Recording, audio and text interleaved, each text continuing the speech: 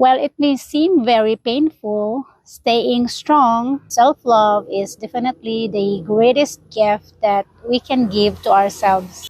Forgiving in this process is for the best of your own self. Is the person worth another chance?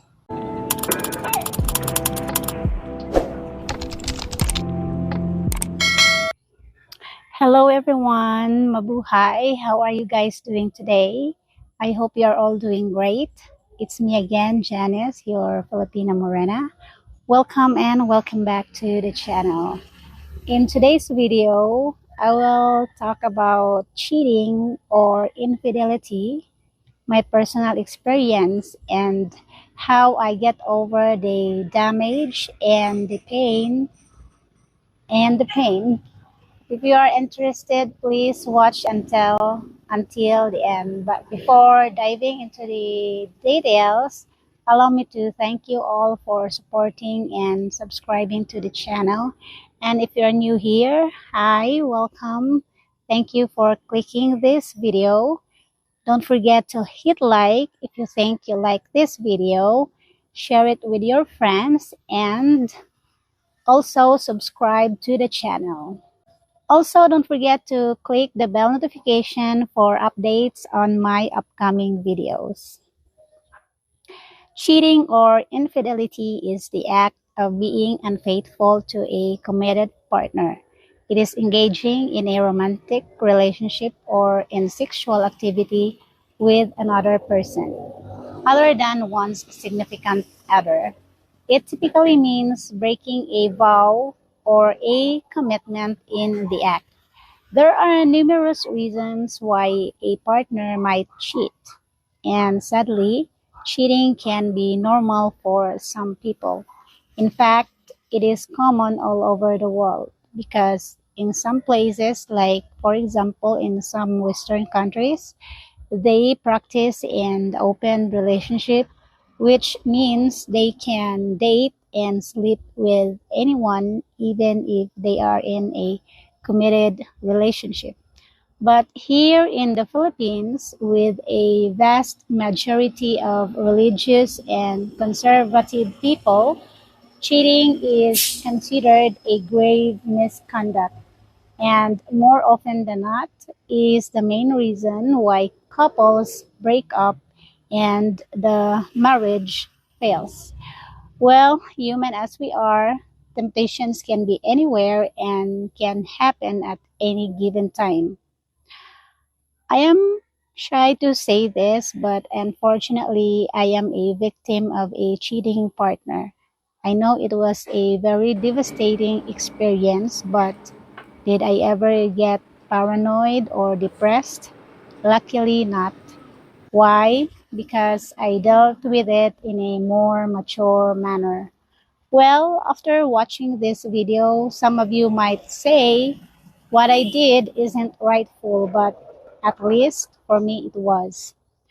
But yeah, a person's reaction to cheating can vary in many ways. It may depend on the age or maturity level of the person and how he perceives things and situations around him or her. In my case, I wasn't cheated only once. It happened several times in my entire marriage and in several different ways. But I never took an account of that. I never keep records of my partner's wrongdoings, not until I got totally fed up. Let me share with you a little backstory. During the early years of my marriage, when cheating took place, I can say I was dumb at that time because maybe I was still young and I didn't have the courage to walk away after seeing that big red flag. Well, I guess I have to blame it on the kind of culture I grew up with. In case you do not know, we Filipinos are very family oriented. And as long as we can still stomach things, we will have to swallow our pride to save our family's reputation. Because here in our country, a broken marriage or a broken family is frowned upon and oftentimes can be a subject of gossip in the community. Staying in that marriage for over a decade is something I really regret. I was quite aware that we started on a shaky foundation, and I had an impression before that sooner or later our marriage could fail. But I choose to stay hoping something could change for the best of our relationship. But truth be told, you can never change the character of a person. You can only change yourself. But yeah, committing mistakes and making wrong decisions are oftentimes unavoidable. But everything happens for a reason. And so I persisted and stayed in that situation, and the cheating went on and on. That I eventually turned numb to the pain it brought about. And the moment I thought I was already invincible, another cheating issue took place that hit me and broke me so badly. The impact was so massive that it made me feel like I was a jet plane ready to take off and never ever going back. Yes, being cheated on by someone you trusted and valued the most is a very painful beyond explanation. And no matter how you deny the pain, you can never hide the fact that you are being disrespected and abused. And it could make you fall out of love, believe me or not. And worse is that you could lose your self worth and self esteem. While it may seem very painful, staying strong, mindful, and smart in your decision can help you cope with the hurt. Some people may lose in the process and become so depressed over the situation that they get very anxious and sick, and some may even become suicidal. Gratefully, being numb to this repeated pain and hurt enables me to make a decision that I would never ever regret for a lifetime. And being numb doesn't mean I have to stick to this relationship that's consuming me. Instead, I learned to let go and do myself a favor of finally putting me first above all things. Because at the end of the day, it is yourself that matters. And self love is definitely the greatest gift that we can give to ourselves. It's difficult to go through this kind of situation. It makes you feel like you are a big failure and that you are very unfortunate, especially if you see couples who are being loyal and faithful to each other. And worst is when you come to the point of asking yourself if you're not good enough. But with every misfortune and pain, there is always a time for healing, and you will never heal if you still dwell on the pain. Pain can only persist as long as you want it, but if you will break free from it, you will savor the ultimate healing that you truly deserve. If you can relate yourself with others who have successfully dealt with the pain in cheating, then you can also free yourself. There are lots of self help guides available on the internet that can help you as you go through the process of healing. There are also professional therapists if you can afford them. I am thankful that I am somehow oriented in cyberspace because there are lots of materials available to help cope with the miserable situation. I am also fortunate enough that I was so determined to give myself the healing and the inner peace that I have been waiting for such a long time. Here are some steps that I went through during my healing process. We may have different situations and decisions, and this process I went through may not be applicable to you. But I still want to share this personal experience with all of you in high hopes that it may shed light on someone who is still figuring out the light in the midst of a dark tunnel. The first step was learning to let go. I don't know why, but if you can notice, letting go is basically the first and foremost thing to do in resolving any issues. Although it was really hard for me to let go and call the marriage quits, I had to make it once and for all. Believe me, it was the scariest thing I have ever done in my entire life, but I made it anyway. It is indeed good to scare yourself sometimes. The second step was accepting that some things may change and that there will be new normal ways that are going to take place eventually, especially since we have children. But luckily enough, the transition was very smooth and there were no resentments from my children. I may have failed to notice their reactions and maybe failed to consider their emotions, but I believe what I did was in everyone's best interest. A mother knows best, by the way. And now the third step and the crucial thing of all, which plays the biggest role in the process, is forgiveness.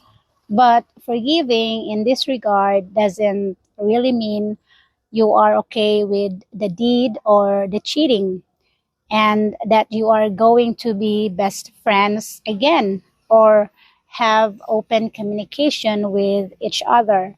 No, forgiving in this regard is letting go of all the resentment that you feel for the person and for what happened to your marriage. Because if, of course, nobody wants broken marriage. I, for one, don't like that. In fact, I was able to persist in the marriage for over a decade of cheating, but I just cannot tolerate the toxicity anymore. Forgiving in this process is for the best of your own self and maybe just a little bit for your cheating partner. And while you are on the road of healing and recovery, you can't deny the fact that there is going to be remorse. And it's okay because somehow there will always be regrets in life. But this time you will remorse because you haven't done it in the sooner way possible. You have seen the red flag. In this case, honesty can help. Being honest with yourself can help you go through the difficulty of forgiveness or forgiving the person who hurt you. Now, I have here some crucial questions that freed me from the guilt of walking away and calling the marriage quits. It is somehow very helpful to consider these questions to help you understand that what happened wasn't your fault and you are just a victim of your partner's wrongdoing. Number one question: is the person worth another chance? Now, couples who are going through the consequences of cheating have different reasons and situations. You have to be aware of this that some cheating partners don't deserve forgiveness, especially if they do it repeatedly. Keep that in mind so you won't be guilt ridden for the rest of your life. Question number two: had she or he cheated on other people in the past? In this case, you have to be resourceful enough to gather information, but you don't really have to do this to justify things. The truth that he or she cheated would definitely mean he had done it in the past. If it's his or her first time to cheat, then do yourself a favor by finding the reasons why, and then go back and ponder on question number one. Next, question number three. How was your relationship when it happened? You'll be much more likely to forgive, if not forget, if you were aware your partner was unhappy and the relationship wasn't great and you were suspicious. If you thought you were blissfully happy and didn't notice a single sign that anything was wrong, it's desperately hard to trust again. Question number four. Do they regret what they've done? They should be even more miserable about the pain it's caused than you are. But remember, they will do it again. Because once a cheater, always a cheater. Now it's for you to decide whether you want to suffer longer or cut the tie right away to save yourself from future pain and remorse. The fourth step is giving each other space. Initially, the reaction might be that you want to cling to him and not let him out of your sight. That is very normal, especially after years of being together. But don't ever be tempted to do that. Don't. Now, there are two things you must need to establish at this point. First, that you mean business. And second is that their behavior is not acceptable and that you have dignity. We're down to the fifth step, which is the meetup. This is essential, but optional. If you feel the need for a meetup to have proper closure, then do it. But be sure this isn't going to be a kiss and make up session. This is a meeting to decide if there is enough worth saving. Warn your partner, there are lots of questions you still need answered. If they're not prepared to answer them, forget it. Last but not least, building a new relationship. You have to finally admit that your old relationship, the damaged and broken one, is dead. And you now need to build a new one. Yes, this is sad, but it's also exciting. Just think, it may well end up even better than the first in lots of ways. Although innocence and trust will be missing, you will feel insecure and angry, and you will fight about it over and over to begin with. This is normal. But eventually, you will find someone who will love you, accept you without judgment, and will understand where you're coming from. Explore ways to help him be able to do this with you. Be prepared to make some better changes for yourself. Going through all the steps and making this transition in your life can be very rewarding. But there will still be lots of questions in your mind that are left unanswered. One question might be, when will I feel better and when will the pain go away? My answer is this.